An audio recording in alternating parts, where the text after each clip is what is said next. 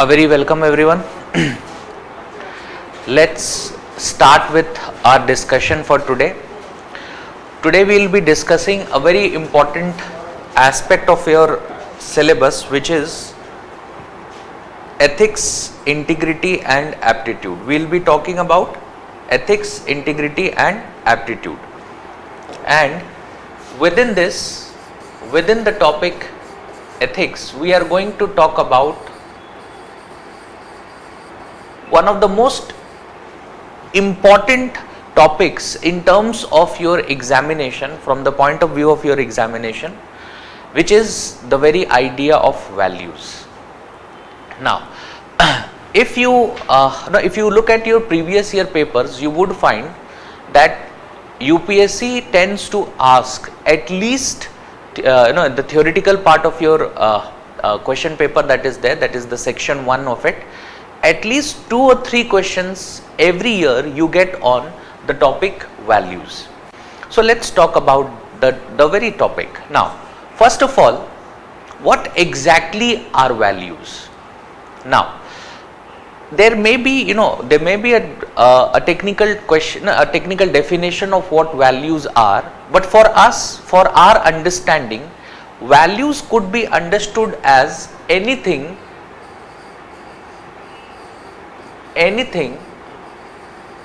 that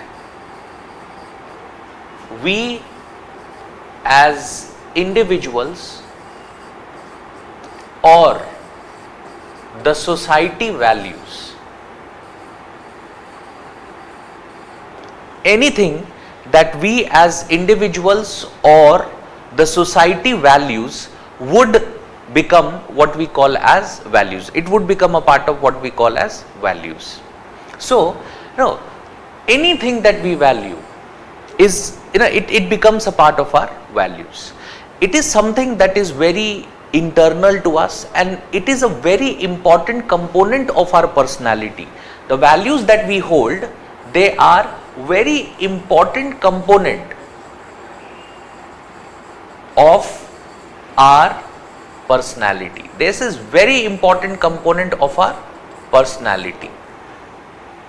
The reason being, values as a concept is very important for us, as it helps us in doing what? In taking decisions.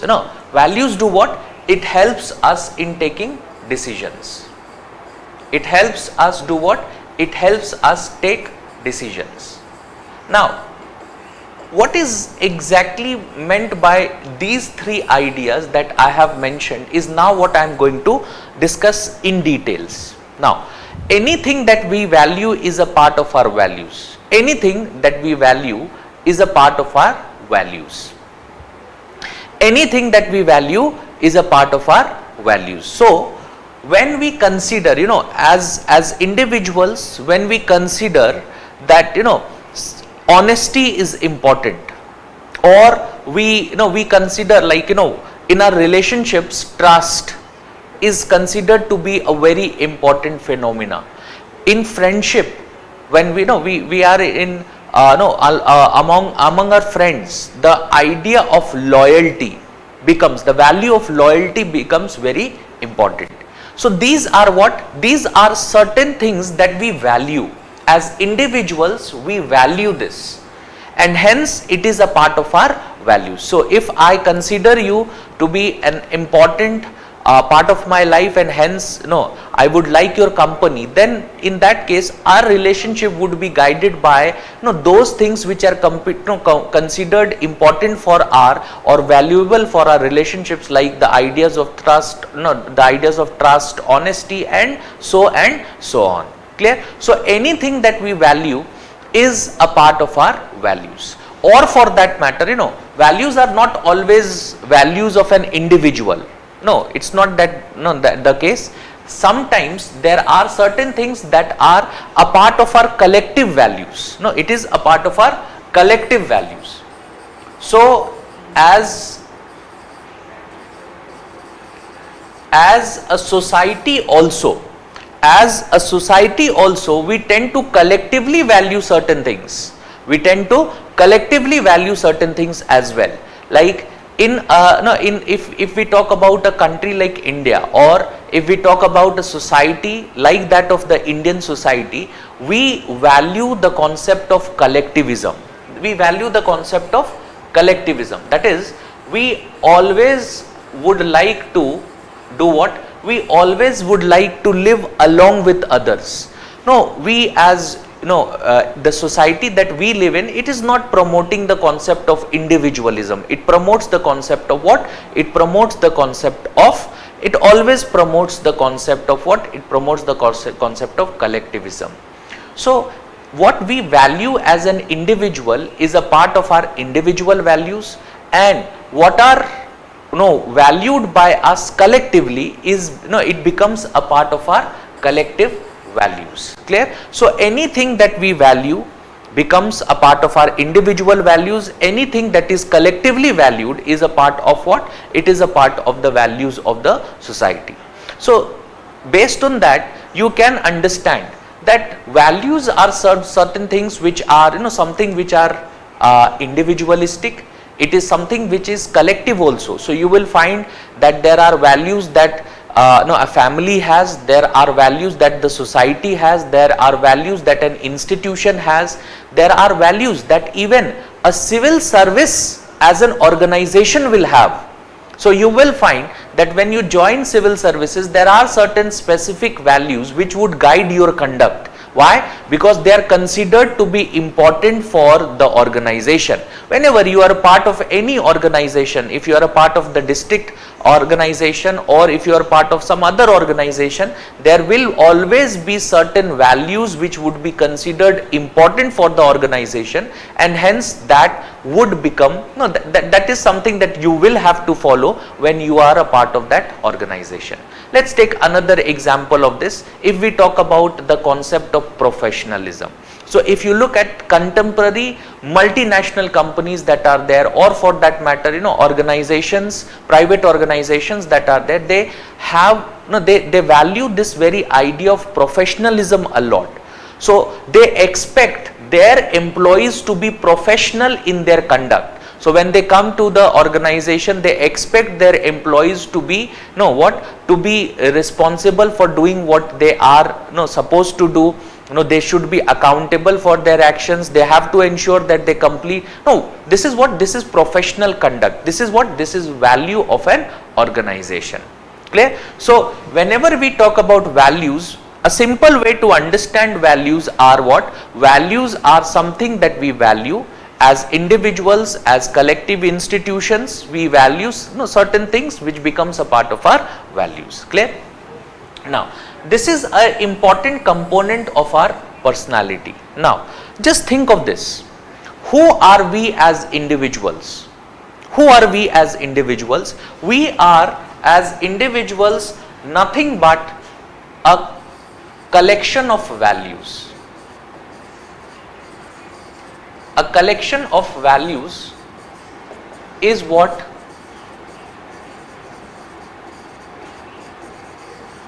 the collection of values is what we are in terms of an individual. So our personality is nothing but a set of values. Just think of it. If I tell you to describe any individual, suppose let's take a very very easy example of it. If I tell you to describe suppose our mother or our parents. So in that case, when I ask you this question, you would just do something. How would you answer? You would answer by listing down a certain collective set of values. That is what you are going to do. So you are going to do what? You are going to highlight certain values that the individual possesses. Like if I tell you to describe your mother, you might describe her in these terms. She is hardworking. She is very mature. She deals with her relationships in a very proper manner. She is very truthful. She tends to make sacrifices for you. All these things are what? All these things are nothing but the values that she possesses. So if I tell you to describe your father, you would say things like, he's very punctual. My father is he expects discipline. My father is someone who would want, he is also very hard working. These things are what? Again, nothing but a set of values. If I tell you to describe an individual who is your friend, so you would say he is loyal, he is honest, he is trustworthy. These are what? The set of values that he as an individual possesses. So whenever we talk about values of an individual, or the collection of values that the individual has is what he is. That is, his personality is nothing but a set of values that he has ingrained within himself. Clear? Now, this third idea that we did talk about was that values are something which helps take decisions.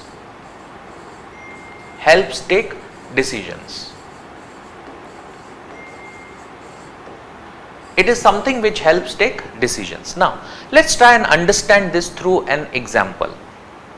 Now, as an individual, suppose you are traveling somewhere, and when you are suppose driving, you see an individual who is injured on the road and he needs immediate attention and care.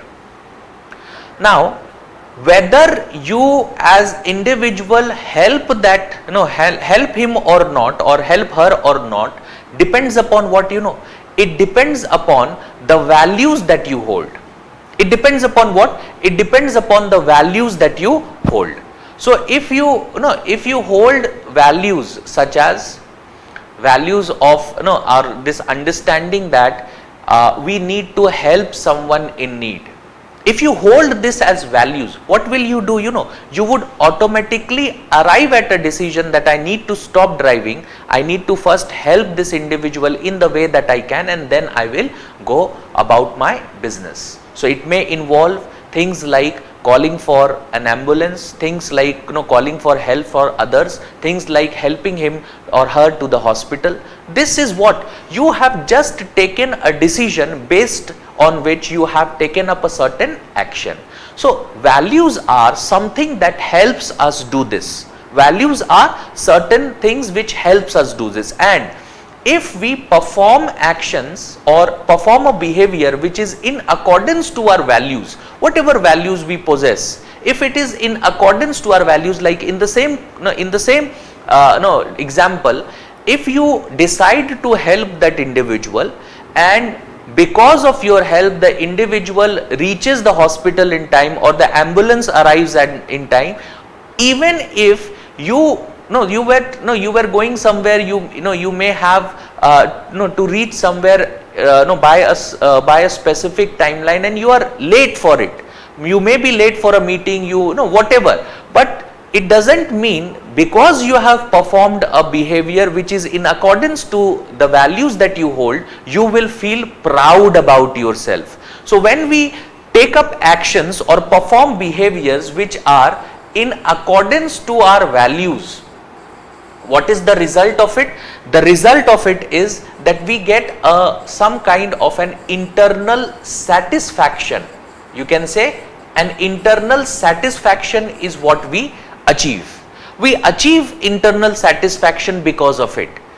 On the contrary, if I perform a behavior which is in contradiction to my values, if I perform a behavior which is in contradiction to my values, what is the result of it? The result of it is, I feel guilt or remorse. For what? For either not performing an action which was dictated by my values, or for performing a behavior which is in contradiction to my values. It is in contradiction to my values. Let's take an example to understand this. Now, suppose let's just take the same example and try and just evolve on that. Suppose if we are talking about a set of values, let's talk about a set of values. Suppose you were going to a particular place, you see an individual who is lying on the road, it seems that he is injured and you know that the individual requires your help. Now, based on the values that you as an individual hold, like in this case you may hold values such as the value of helping others, being helpful, and ensuring that if there is an individual in need, the value of selflessness is there, the value of these are the values that you hold. But what you do is, despite the fact you see the individual in need, you overlook it and you go, you still continue driving without helping that individual. What will happen as a result of it? When you go forward, after a while, when you start thinking about your actions, you start feeling guilty and you feel remorse. You feel guilt and remorse. That is, you feel that okay, I was supposed to do this, but I was not able to do it. I was supposed to do it, but I did not do it. It was wrong on my part. You start feeling guilty about it. You start thinking of that individual. You start thinking that whether the individual has survived or whether the individual was able to survive or not. All of this is what you start thinking. Clear? So whenever we talk about values, values become very important for us because it does what? It influences our decisions. So as humans, as individuals, our decisions are based on the values that we hold. And if we hold the right set of values and we perform actions which are based on our values, the end result of it is what? A sense of internal satisfaction, a bliss. You feel proud about yourself. Why? Because you have just performed an action which is in accordance to your values. But if you somehow contradict your values by either not performing an action in itself, or for that matter performing a behavior which is in contradiction to the values, so what will be the result of it? The result of it would be that there would be a guilt, there would be a remorse that would be there. That is why the values are important for us when we talk about taking decisions. Clear? So what are the things that we have discussed? Going back to the last slide, see what are values? Anything that we value as an individual, or for that matter when we talk about, there are collective values also of the society. It is an important component of our personality. We just discussed that who we are is nothing but a set of values that we own or we subscribe to. And the third idea is that it is something which helps us take decisions, and I have given you examples that how it would result into you taking a certain kind of decisions. So you will find an individual with the right set of values will always do the right thing, and an individual with wrong set of values may not do the right thing. So it may so happen that an individual with right set of values also may not do the right thing, but when he does not, or he is not able to do it, or he willingly does not perform that, what will be the result of it? Guilt, remorse. So it would be like a guide for her, his or her future actions. So that he does not feel that guilt and remorse, the next time when he comes to that particular situation, in that particular situation he performs the act that he is supposed to. There. So whenever we talk about the values, these are the three important things that you need to understand. Introductory part of it. Now let's come to the understanding of social values, or you can say collective values. These are what? These are collective values. When I say these are collective values, what do I mean by this? These being collective values, what I mean by this is that these are the values that we hold, not just as an individual, but a collective group of individuals hold those values. So if we talk about social values are those values which are very prevalent in what? In the society that the individual or an individual might live in. So if we talk about social values, examples of social values can be, suppose the values of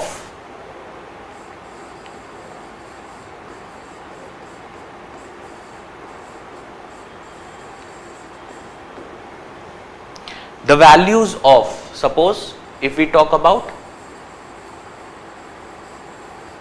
courage, sometimes you would find that if let's take an example. If suppose we are talking about tribes, just go back a bit, and about 100 years ago, the survival of a tribe would be dependent upon their skills such as hunting, or for that matter some of them were in conflict, which different tribes are in conflict with each other.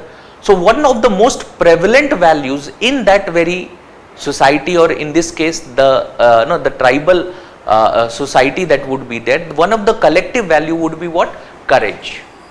One of the collective value would be courage. Similarly, when we are looking at examples of collective value, you can take the examples of organizational values. Organizational values are again the example of what? Collective values. Like if we take an example of armed forces and correlate the value of what? Correlate the value of courage to this. So you would find that the value of valor or courage is something which is very prominently seen when we talk about those individuals who are associated with such organizations. Or for that matter, if we talk about some organizations, professionalism is quite a common value. Professionalism is quite a common value. Clear? So these are what? These are collective values. But it does not mean values are always positive. That means sometimes there are certain things that we value, but we are not supposed to value it. Sometimes there are certain things, there are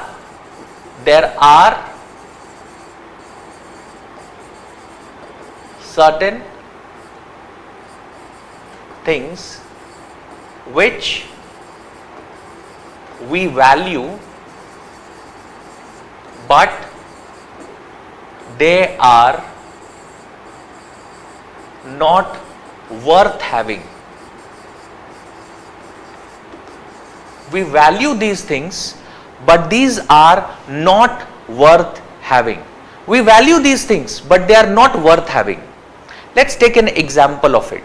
If we look at certain examples from the social point of view, so we can classify these as what? These as social disvalues. If we classify these as what? Social disvalues. And there are so many examples of social disvalues. Like if we take examples such as the existence of, if we talk about India, existence of patriarchy. Existence of patriarchy. So what is patriarchy? Wherein a patriarchal setup would mean that men are the ones who decide the social norms, and these social norms that are there, they are favorable towards a particular gender. Now this is not something that is right. Similarly, if we talk about social disvalues such as one of the mechanisms of how patriarchy is there is dowry, or for that matter child marriages. These are what? These are social disvalues. These are social disvalues. So have you heard about something called as if we talk about suppose an organization, if we look at an example of an organization, have you heard about something called as the glass ceiling effect? The glass ceiling effect. Glass ceiling effect is basically something that very much occurs in organizations which are the product of a patriarchal setup, wherein you would find that there is an artificial glass ceiling, that means something that is above.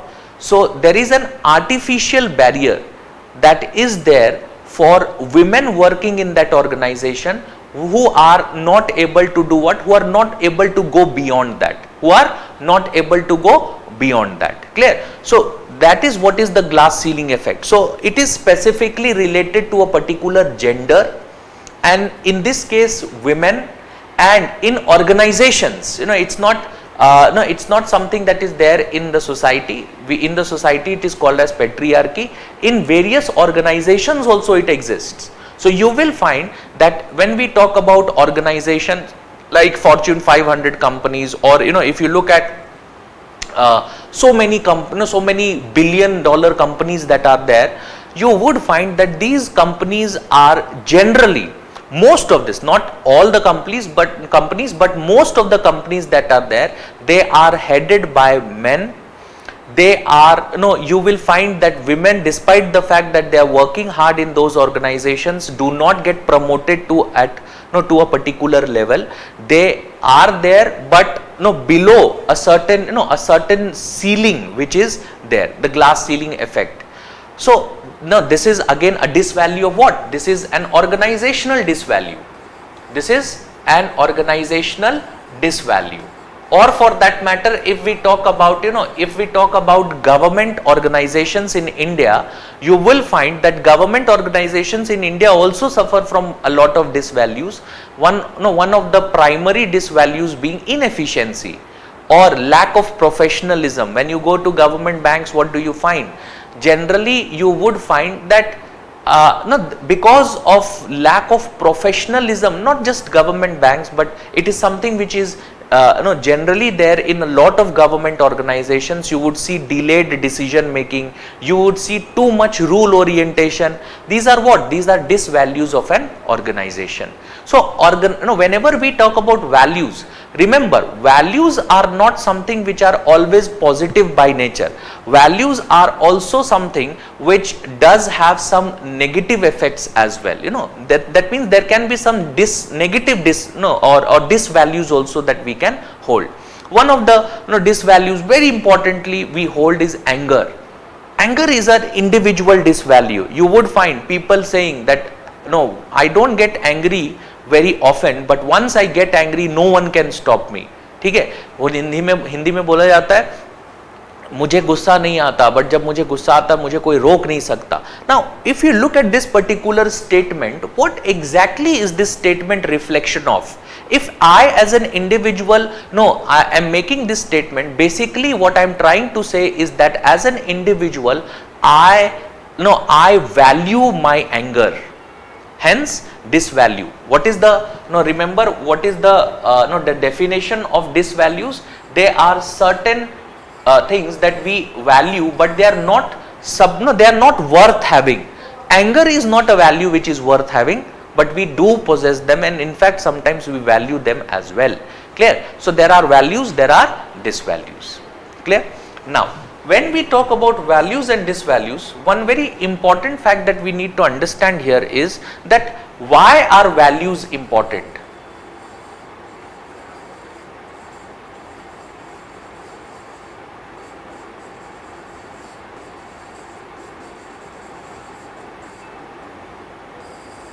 Why are values important?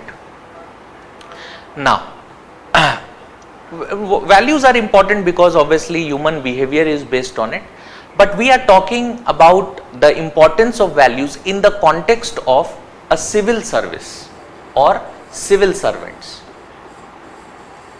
Why are values important for a civil servant? Now, see, tomorrow when you get into civil services, you are the ones who would be doing what? Who would be responsible for initially implementing the decisions taken by the executive, and later on you would be the ones who would be responsible for, when you move to the higher position, the policy making function of the government. So initially you will be taking up policy implementation, later on you will be taking up what? Policy making. Now when we talk about this policy making and policy implementation and the participation of civil servants in it.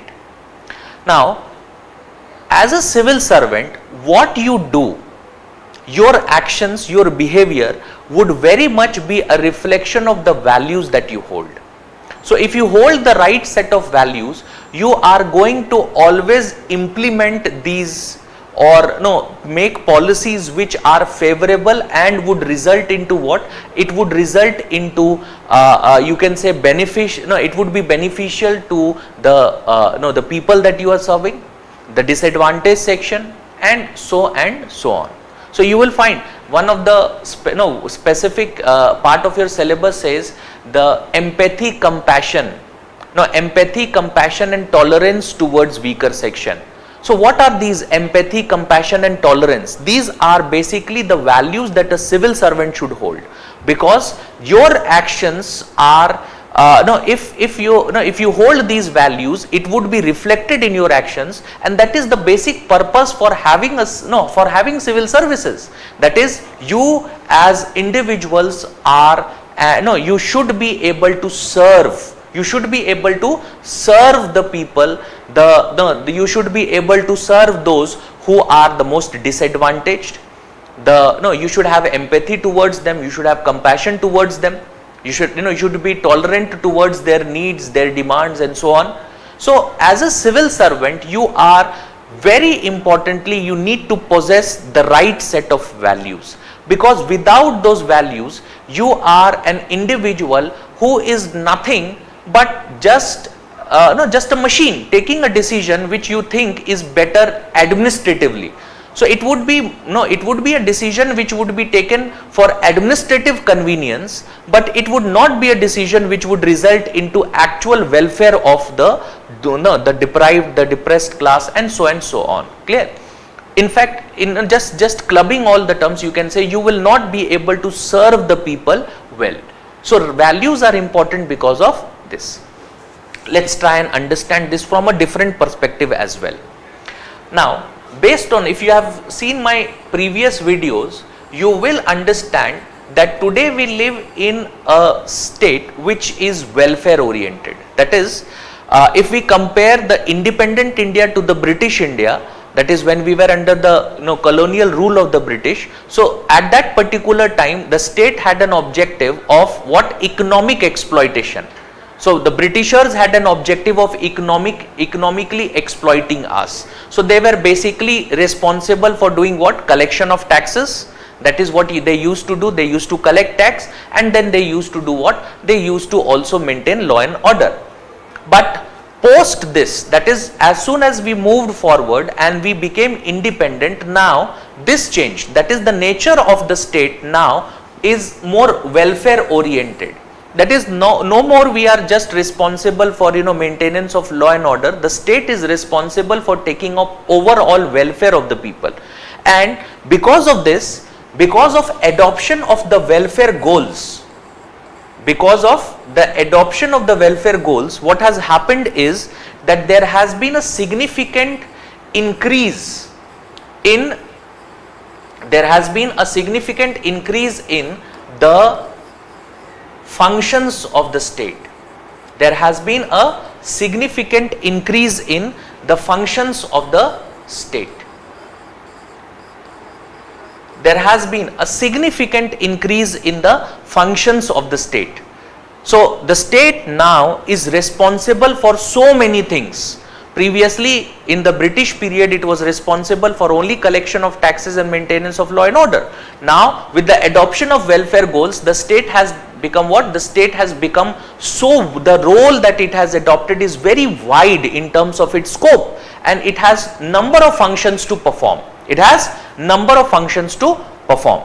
that is the reason why whenever we talk about, expansion of this function, expansion of this role, what you need to understand is that in this era, that is in this contemporary era, because of this expanded functions that the state has, a civil servant will have what?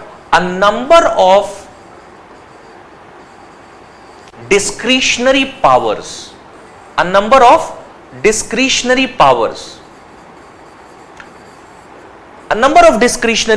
Because there are so many things that are to be done, and the state cannot come up with laws and conduct rules for each and every aspect of what they are supposed to do.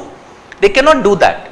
They cannot actually guide each and every behavior of a civil servant. They cannot start coming up with rules and regulations for each and every aspect of the job that is being performed by the civil servant. That is something which is not possible. That is something which is not possible. And hence, what is the consequence of it? The consequence of it is that the civil servant has what? The civil servant has a lot of discretionary powers at his disposal. So when you get into civil services, you would find that slowly and steadily when you move up the rank, you will have a lot of powers, a lot of functions which are at your disposal, and it is to be done by you at, in your discretion, which means you are very less likely to be held accountable, or at least legally accountable for the functions that you are performing, because service rule would say that it is your decision. You will have to take that decision. And that is again where we come to the importance of values. Because as a civil servant, if you hold the right set of values while performing these discretionary functions, you will do what? You will take into account the fact that what the objective of the organization is. That is, that organization stands to serve the people. So you will have a good understanding of it, and accordingly do what? Accordingly use and apply your discretionary powers. It will not be the case. It will not be the case that you would use your discretionary powers for your benefit rather than the benefit of the people you are supposed to serve. And why will this happen? This will happen only because you hold the right set of values. If you do not hold the right set of values, then you will use it for your own benefit, your individual benefit, or the benefit of a particular section, rather than ensuring the overall public interest is ensured.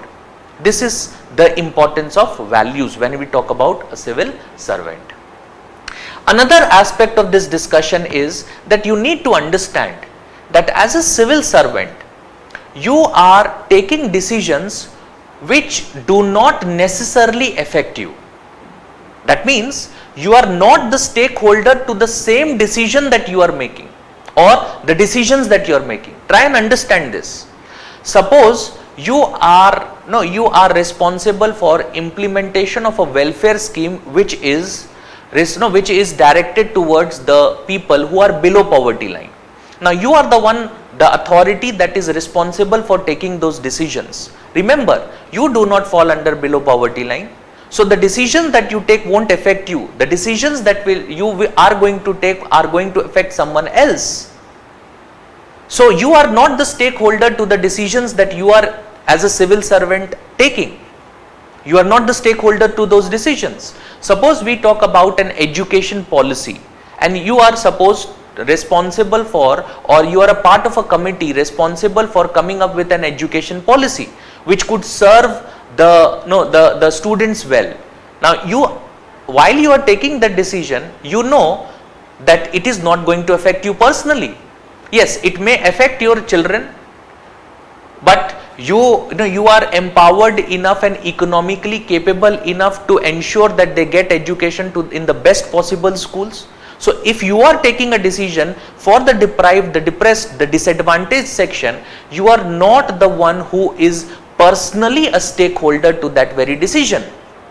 And here again comes the importance of values, because if you are an individual who holds the right set of values, you will take a decision which is in accordance to what will serve the interest, what will serve the purpose. But if you are not holding the right set of values, you are going to serve the interest which is your personal interest, your parochial interest, or the interest of a very small section of the society, without understanding what is in greater good, what is in public interest, and then serving accordingly. Clear? So this is the importance of values. So if we look at what we have discussed today in this particular video, I have talked about the understanding of what are values. I have talked about why are values important. I have talked about categorization of why values, or how values affect our behavior. We have looked at social values. We have understood that there are basically speaking two different set of values, which one are positive and the others are negative. So that's it for this video. Thank you everyone.